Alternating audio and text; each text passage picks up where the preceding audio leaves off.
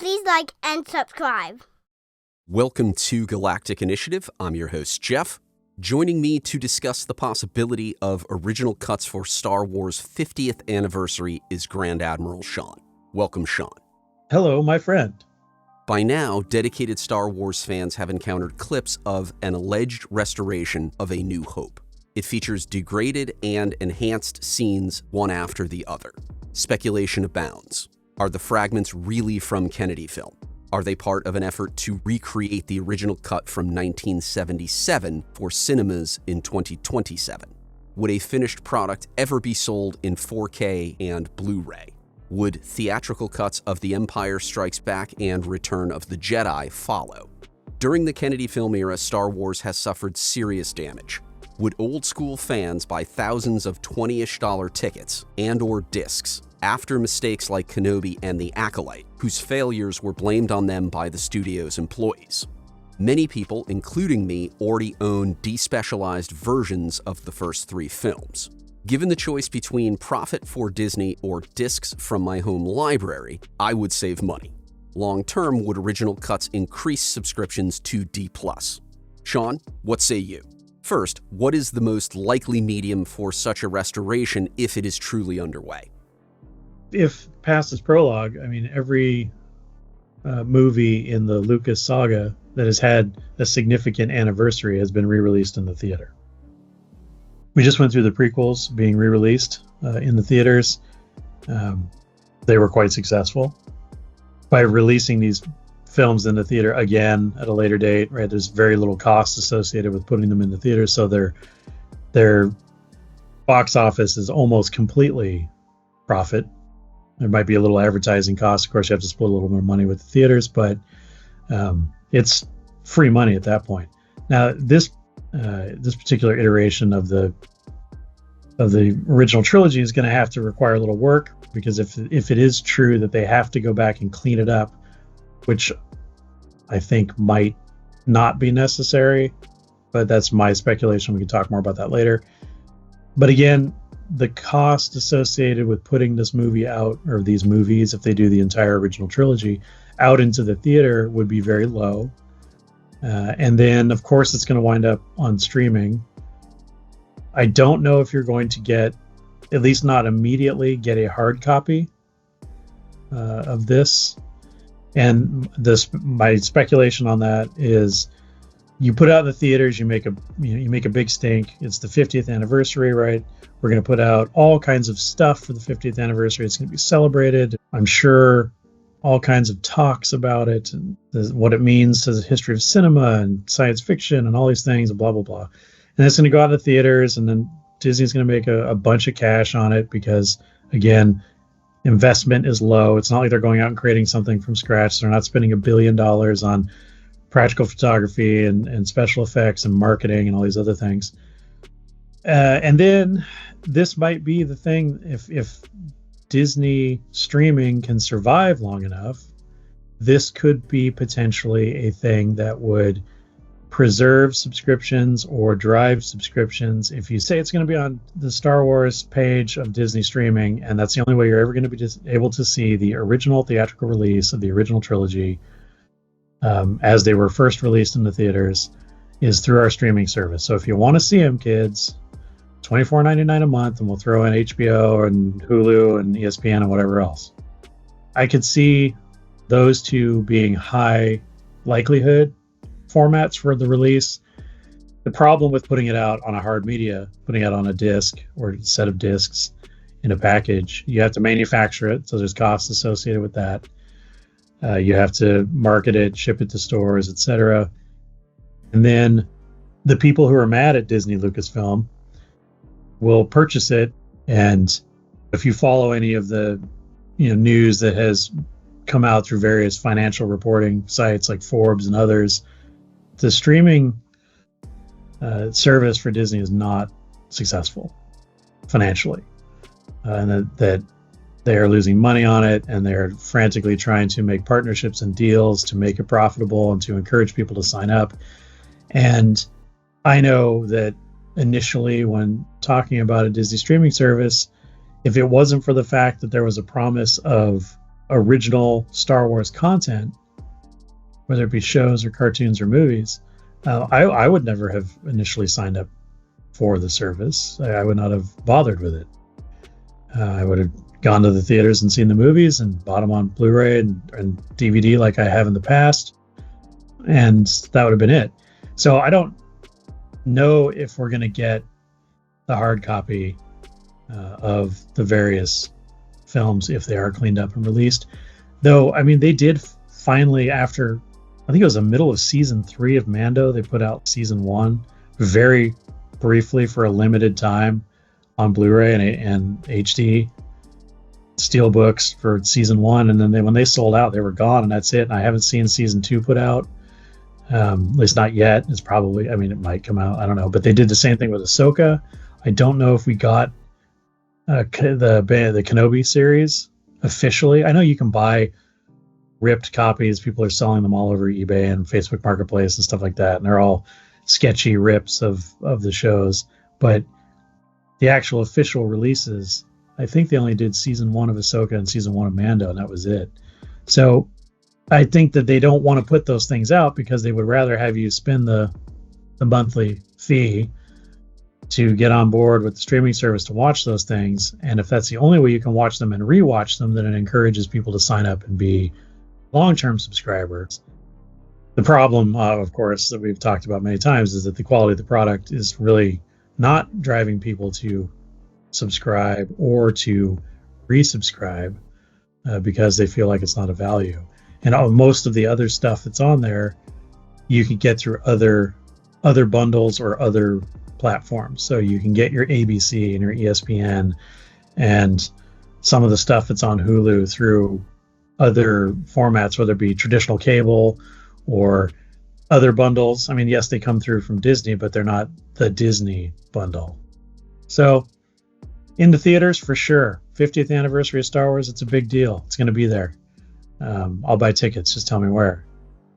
But then it's probably going to go streaming next, and at least for a while, until they determine that it's not drawing people, and then they have to go sell it on Blu-ray. George Lucas hasn't sanctioned the original cuts since the early 1990s. For decades, he has acknowledged only the special editions. Would Kathleen Kennedy release the original cuts to spite, honor, or exploit him? Should we celebrate the release, if it comes? I have some mixed feelings about it, and I have some half-baked conspiracy theories about this as well. To start with the mixed feelings, it would be very nice to have an official original theatrical release that is clean but not modified on a format, and a permanent format such as a Blu-ray or an HD disc, direct from the source, right from Lucasfilm, put together by Lucasfilm people. It would be great. But the fact that it's coming from Disney Lucasfilm makes me a little bit reticent to go out and pick it up because it's Disney Lucasfilm. And not to say that we don't necessarily support Disney Lucasfilm through various channels, whether it be the purchasing of collectibles or the buying of books and comics or signing up for the streaming service or whatnot. But it's a positive development that feels like a cynical exercise by Disney Lucasfilm. For the last 12 years, 13 years, however long it's been since Disney bought Lucasfilm, Kathleen Kennedy and team have been, for the most part, save for the Andor Rogue One team, have been running away from Lucas and his legacy and have been doing things specifically within his universe that take advantage of the universe and dishonor what has come before, and by extension take advantage of and dishonor George Lucas and his creation. To suddenly come out with, or to hint at, or to speculatively leak the news that they are going to fully restore the original theatrical release of at least the original Star Wars, feels to me like there's something else going on there. Because why suddenly celebrate George Lucas now, right? And they've done, and we have, again, past this prologue, we have a track record of this. They don't like the prequel era except for the Clone Wars cartoon, and that's because of Filoni's involvement in Disney Lucasfilm. But yet, when the 20th and 25th anniversaries of the various prequel films has come out, they've run those movies into the theaters, brought in a cool $500 million globally on the release, and then go back and count their cash and chuckle because they didn't have to do anything about it. They didn't have to make anything. They didn't have to film anything, produce anything. They just sent a HD Blu-ray disc around all the theaters and said, play this on your projector.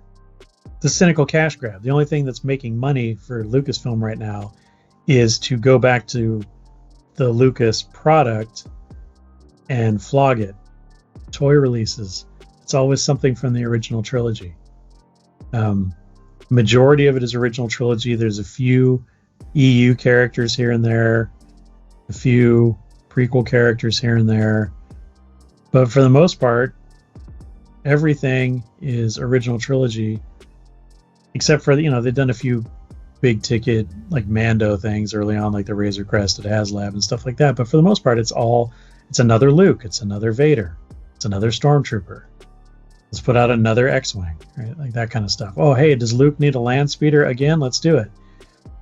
So with this track record of cynical cash grabbing, it makes perfect sense that they would do this. Where my tin hat comes in, right, where I start to wonder about the conspiracy behind this, is because there's two things at work here, at least in my mind.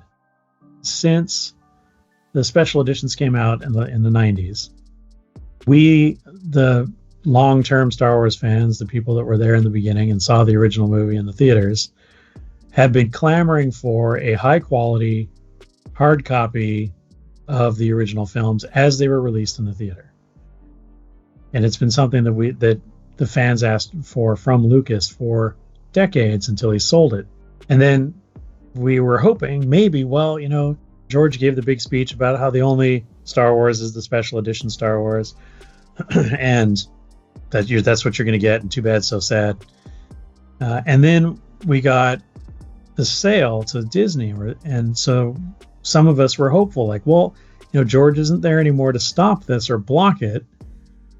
Maybe Disney will put those out because that would be a huge windfall for them. It would be a great way for them to instantly create goodwill with the fan base, and give them something that they have been demanding for 25 years or more. Then they can go about making their movies and doing all stuff, and they have all this, they've made all this money. It's already started to pay off their investment. And then they can make their own movies, right? And they got all this goodwill, and we love Disney, and Disney's great because they did this thing. But then they didn't. And then the thought was, George is still around, and even though he doesn't own it, he's kind of a consultant, and we're honoring his requests. And maybe it was written in the contract, and nobody really got to see the contract, so we don't really know. That maybe the contract was, I'll sell it to you for $4 billion if you buy my treatments for the next 3 movies and you refuse to ever release the originals. Who knows, right? We didn't get to see it. We're not privy to that. There's that. Okay, so there was this back and forth in the fan base, like, well, are they going to or are they not going to?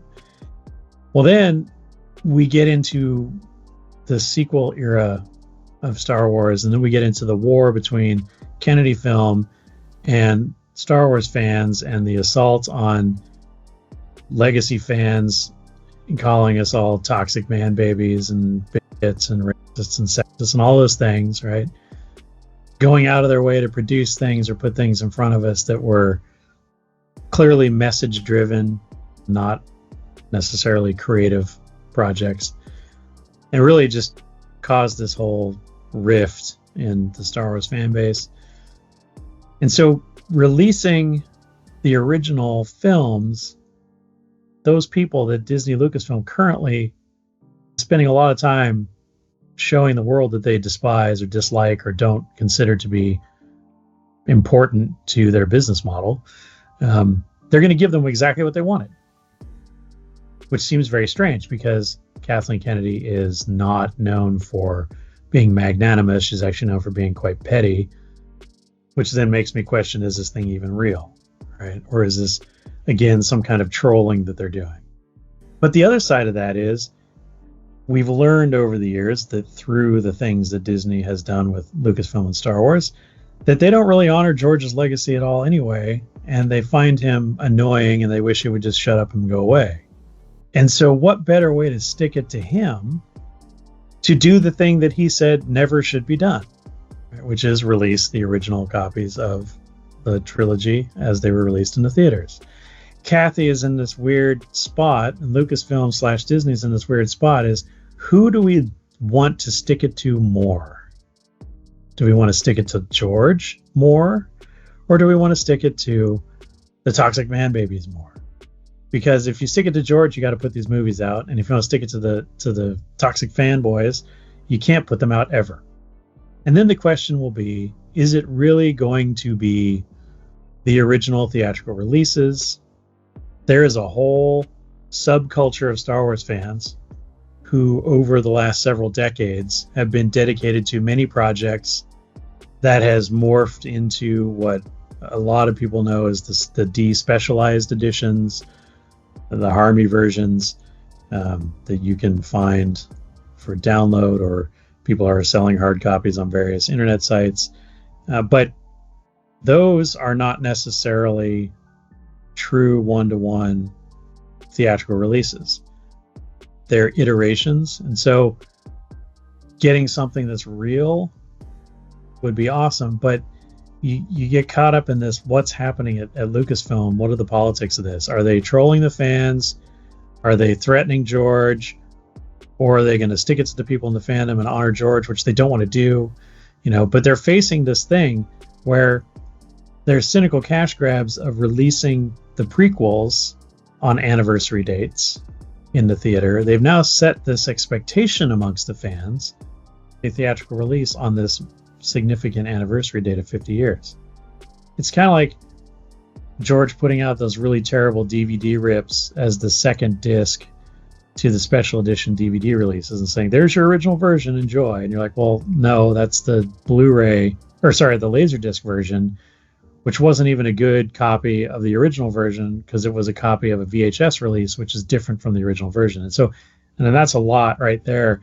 You can go on websites and there's full tracking of all the different edits and cuts and versions that went out in the theaters over the years, the original release, the later releases that year, the 1 year anniversary release, all these things, the version that they used, the print that they used to make the special editions out of, all this stuff. I mean, I almost even want to say, is it going to even be the original theatrical release? Is it truly going to be the movie that came out in May of 1977? Who knows? Who knows? Will it be close to it? Possibly. Will it even come out? Who knows? This could be a big troll. This could be a big FU to the fanboys. We all go out there and we make all these YouTube videos about it. And we're all talking about it. And we're all frothing at the mouth. And then they'll be like, oh, sorry, we went reread the contract with George and we can't put it out. Sorry. No matter what happens, somebody's going to be mad. So they can clean these movies up, put a thing out on StarWars.com, maybe run a trailer on StarWars.com, and then all of the social media stuff, all the channels, our channel, everybody else's channels, will be like, oh my God, it's coming, let's go, and there'll be all the speculation, all the talk, and then it'll be like the old days. And then Kathy can walk away and say, look what I did. I revitalized the franchise. I made it a bunch of money.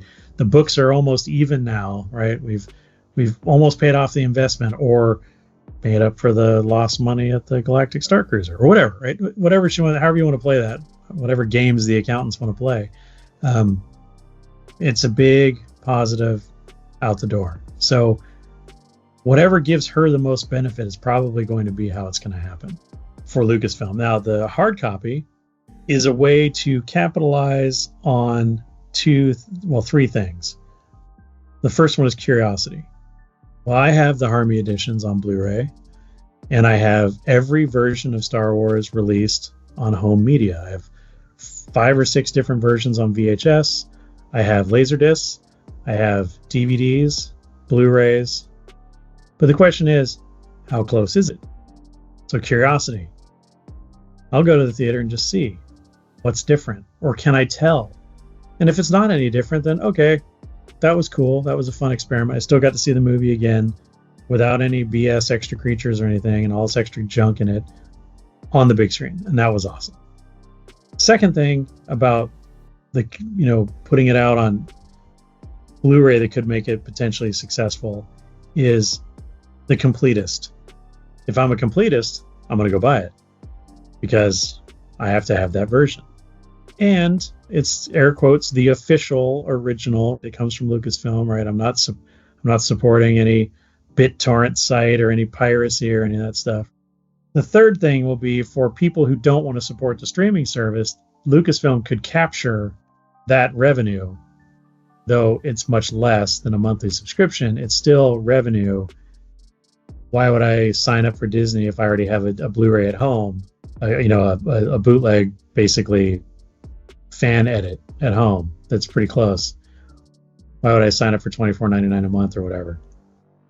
Well, you don't have to. You can go on Amazon and you can get a single Blu-ray disc for $25, or you can get a Blu-ray and a high definition disc set for 30 something with a digital download, maybe, probably not anymore because they want you to go streaming, but whatever, right? You can get that, and then they might put out a steel book that has some extra stuff in it, right?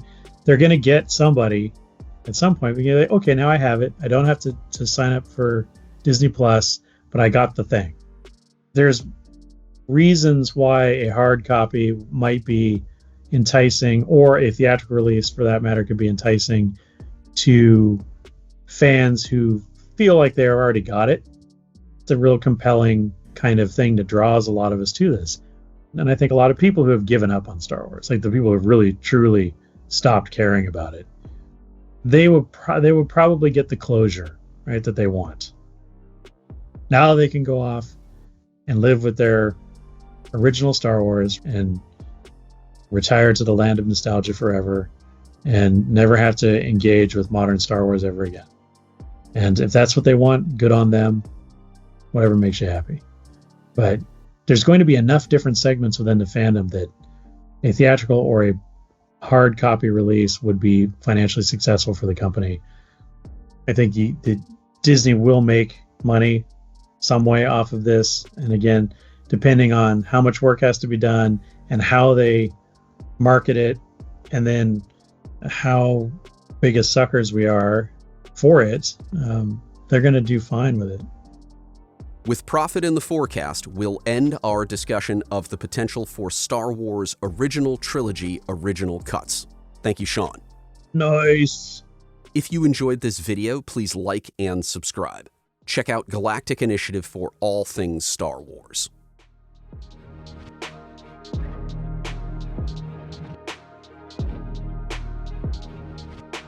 No one respects you